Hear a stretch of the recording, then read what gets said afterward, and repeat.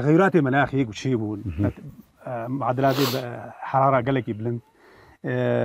قطبنا باراني وجانا بشكل قلقي هندك أمشي ديريت الجو دائما مشبع به تعقرتي تجيبي قريجي وانا وقتي تركيزي قلقي سنتي طبعا هاج بيولوجي ها الفيد المركزيه بحوسي هيمو ماقو بحث في مستمر به يعني بردوام به شبارنا ورد قياسات هنا ببنش خاصي درجات في اسوان طبعا مهماني اريم هم بحوث علميه زراعيه بس بري حموشي مهمه بيئه يعني اللي قالك جها وانا اوروبا دولتي بيشكتي مشاكل سربات رباص بنا نتنين الشاجي ولا حلقه سبراني بيان ناي يا حرات في حلقه بيان نا تماما زي بيحلنا باقش بنا هواي تشاوي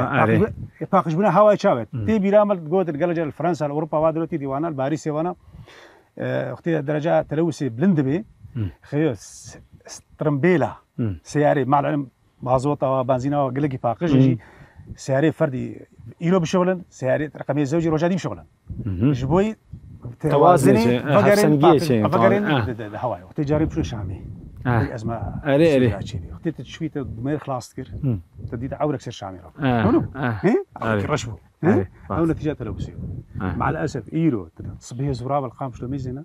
خرج صبيه زوب بالكر رود درك ميزينا عور هنا بارتي عوري رش هنا حبود خانه